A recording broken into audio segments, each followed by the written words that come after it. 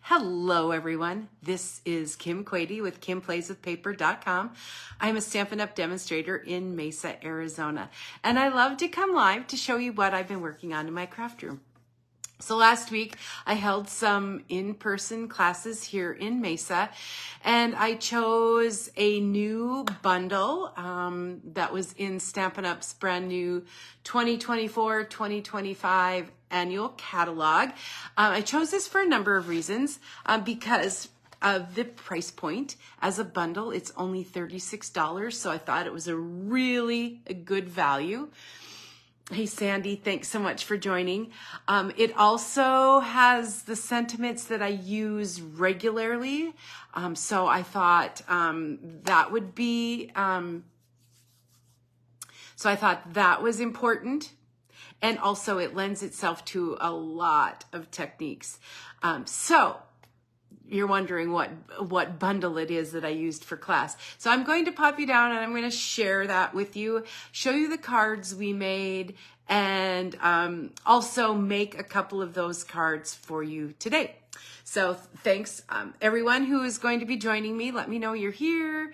If you catch the replay, let me know you're watching. Let me know if you have any questions too, because I'm using a couple of different techniques. So, hey, Kathy, hope all is well in Ohio. Also, anyone sharing, I appreciate the share. All right, let me pop you down and we will do some stamping. So, the bundle that I chose was the Loveliest Tree Bundle. Love the tree. Most important to me, congratulations, thank you, birthday, and sympathy. Those are cards I use regularly. So that's the stamp set. This is $36 as a bundle. Now, something to be aware of, beginning June 5th of 2024, Stampin' Up! Is offering 10% off of bundles. So if you like this, that's definitely something to look at. Then there are also some coordinating dies. That die here, die cuts the big tree. This little guy takes care of your flower, your leaf.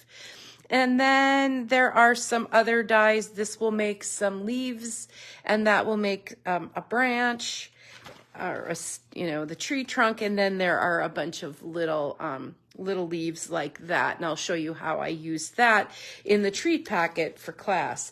So really good value, really versatile, lends itself to techniques. So I'm trying to stuff those back in so I don't lose any pieces. All right, so let me share the cards that we made in class. So the first one that we made was I used white heat embossing on the Country Woods Designer Series paper. So we heat embossed the tree and the sentiment in white. Then I used the Timber 3D embossing folder here in the background, little bit of linen thread to make that card. Hey, Kathy, thanks for joining. And then added some sequins. So that was the first card. So heat embossing, I thought worked really well with that. Before I settled on that card, I practiced with a couple of other colors. Hey, Alexina, thanks for watching today. So I tried it with crumb cake. So I used basically the same concept, but I heat embossed on crumb cake, but used the same elements of the Timber 3D embossing folder. So then I could not leave it at that, so I tried the basic beige in the same way. So heat embossed in white with the sentiment. Now I have a nice stack of sympathy cards that I will be able to send out. And they're just very, I think they can be used for men or women. All right, the next is kind of a fun fold. Again, using the Country Woods Designer Series paper. It just opens up like that. So the technique, we just stamped and then die cut the happy birthday. Hey, Nikki, thanks for popping in. And so if you need the measurements for these cards, they are on my blog at KimPlaysWithPaper.com. Hey Lori, thanks for joining. These colors are Lost Lagoon. All right, one other card, and this one I will be making today. I did a watercolor wash. Could be, I'm calling it the spotlighting technique, as well as a, eclipse technique. So I'll show you how I did that. This is the So Swirly embossing folder with the congratulations here. There was one more technique that we didn't use, but that would be applying markers to the tree. So I used the Early Espresso marker and the Pretty Peacock marker and just colored on my tree so I could get the different two-tone look. So that's something else you could try with that as well. Alrighty, so let's start the first card. Let's start with this this fun fold, and let me grab the measurements for you here. I'll grab out the pieces I used, and you can watch as I do that. So I have a basic beige piece right here, and that measures 8 inches by 4 1/4. And then you're going to score that at 2 1/2. So I will use, I guess, stole my bone folder for a project I was using this morning. So then I have a piece of designer series paper, that Country Woods. It's been very popular. 2 1/4 by 4 for that. This paper is just so fun. I love both sides, so it was hard to choose which side to use.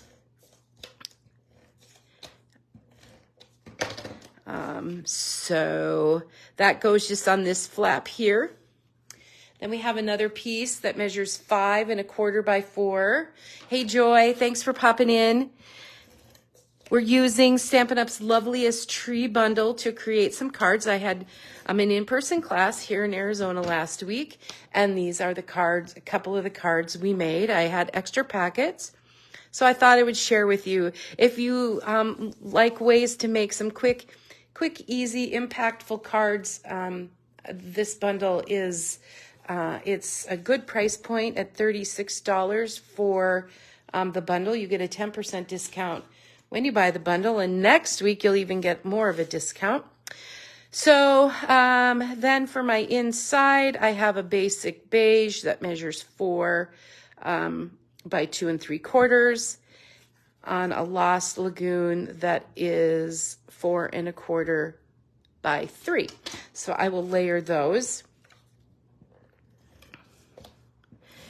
together, and then I'll show you how this all comes together. All right, so that will be going right inside here. Then I need to stamp my tree with Lost Lagoon.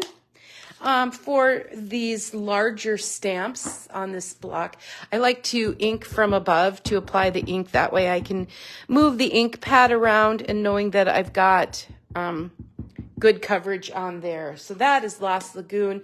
I have a little scrap of basic beige for that. So I would stamp that in the middle of that and then use my my die cut to die cut that out, and I'm left with that tree there. So now I have another one. And then I did use a piece of the Country Lace designer series paper measuring 4 by 2 3/4, and that's where I'm going to stamp my birthday right on to that, right in the corner. So I'm gonna ink that up a little bit. Like to practice on my grid paper. Looks good. Kind of hover over here in my little left-hand corner. There's my birthday.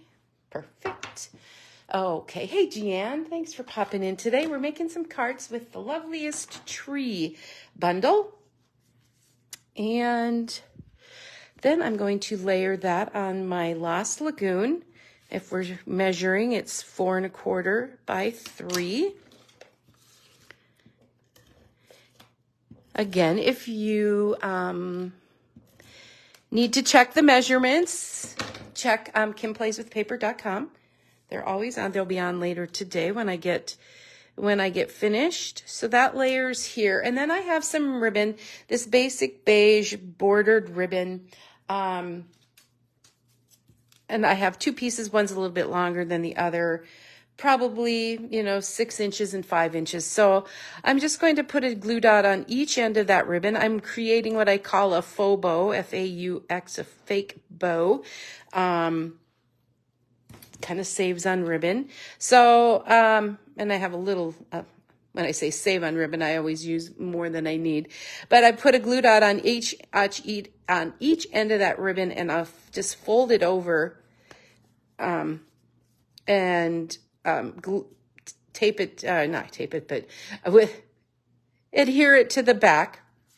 So I'll be able to put that on the front. Now we want to be sure that we kind of hide that inside. So I'm going to put the inside on first, and then I'll be able to place my other piece on top. You'll just want, we do need a little spot to be able to write your message. Hey, Nora. Hey, Leona. Thanks so much for popping in today. Just making some few cards that I made in my in-person class last week. All right. Now, the important thing is that we don't want to glue the card shut. So we don't want to put adhesive here. I am going to put my adhesive on this piece, though. Right here, like 3 strips of Seal Plus. So now I can position this front piece right over the top. So I've got that covered, and I haven't glued the card closed. So then I'm going to use some Stampin' Dimensionals to pop the tree up on the front. I have a bunch of dimensionals all cut. Who uses like every single piece of these Stampin' Up! Dimensionals all throughout the edge? I use a scissor and just cut them into little pieces so I can use them, I think. And if I grab one of these, I can use it for the stem down here, or this little piece of grass. Then I'm going to pop that up on my card front, and I want to make sure that I'm not covering up the sentiment. It's going to go over the ribbon just a little bit, but that's okay. That's how I designed that. Then to finish up my faux bow, I stick the ribbon underneath and just tie a quick knot. And then, of course, I need to trim that off just a little bit. And that's that basic beige bordered ribbon. Basic beige is it's not an in color, but it's a new color introduced by Stampin' Up, just this new catalog. The Tinsel Gems 3-pack are perfect for this because it includes Lost Lagoon. So I have to have gems. Let's get that out of there. So I'll choose 3 gems and put them on the front of my card. And that is the first card that we completed. So, and any of the sentiments from that set would work really well here. So there is our Fun Fold birthday card. All right, hope you enjoy that. Next, we're going to make the congratulations card. Because this one was, I kept the gals at class guessing. They were wondering how it was all going to come together at the end. And so I hope you enjoy this. I thought it was really fun. Thank you. Thanks so much. All right, so we're going to start with a pool party base. That's 8.5 by 5.5, scored at 4 1/4. And again, my bone folder walked off. I only have like 5 of them. And then I have a piece of pool party cardstock measuring 5 1/4 by 4. Hey, Melinda. I cut my circle out of it. Then I ran it through the So Swirly new embossing folder. So that's that there. I have a piece, this is the Fluid 100 watercolor paper that is necessary for this project, 4.5 by 3.25. That die cut circle from the Stylish Shapes, and then this little piece for the inside, along with another pool party. This is cut from the Something Fancy dies that are in the annual catalog. All right, so the first thing we need to do is apply a watercolor wash on this watercolor paper. So Stampin' Up! Does carry a watercolor markers, or brushes, I should say, watercolor brushes. Hey, Wendy. And so they come in a package of 3. There's a real wide tip, and then a medium tip, and a fine tip. I have already put some of my Pool Party re-inker onto an acrylic block. When you buy a Stampin' Up! Pad, I recommend that you buy the re-inker. Not only can you re-ink your pads when they need freshening, but you can use it for techniques like this. So first of all, and on these, there's 2 little push marks. So I need to apply just a watercolor wash. You can't really see it. I can, there you saw the little, just put some water down, and then I'm going to go over to my ink. This is kind of my palette, and you can put as much ink on or as little as you want. So it's just a watercolor wash. Everybody's is going to turn out a little bit different. You could go to the edge. You can really do anything you want with that. All right, so then I just need to set that aside to dry. So while that dried in class, we did some other things. But I've done one ahead of time, so we don't have to worry about that. So I've got another one here that is already dry. I need to clean my tree because we used it with the other ink. So I've got my chamois here. All right. So for this time, the tree, I'm going to use early espresso ink, again, stamping from the top because I get better coverage that way. I did get a little halo, but I'm fairly certain I'm not going to find that on my stamping, but you just watch, right? Anytime you're on camera, all the things. Nope, turns out perfectly.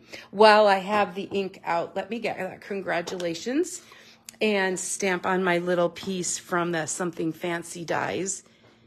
It's kind of a tight fit, but fits, and I always cut extra. It's only paper, so if I need a couple of extra tries, I could get a stamp positioning tool, but that would make it way too easy. So I'm just going to line it up just like so. And that will be fine for my purposes. Or if you didn't like that, you could turn it over and do that again. But for today, it will be just fine. So what we need to do is take our So Swirly and attach it to our base. Trying to remember all my steps here so it comes together like it's supposed to. All right, and there I always so that's 5 1/4 by 4. I just leave a little 1/4 of an inch around. So then from my tree, I have my 2 3/8 inch circle punch, and I'm just going to cut out or spotlight part of my tree and pop that out. So when you're doing that at home, just remember where you had your tree so that when you pop this in, it goes in the right spot. So I'll just keep it on here, and I'm going to turn it over and put the, and you can tell I did not get it in the middle, but I'm not going to worry about it. It's nature, it's the technique that I love so much, but I can kind of center it on here, and it's just really not going to matter. So, all right, we had my circle. Here it is right on here. And so we're going to layer that circle that I've punched with the 2 3/8 inch circle punch onto that die cut pool party piece. And so I've had fun playing with this set, trying to find some fun ways to use it. And it can just be stamped. It can be as simple as that.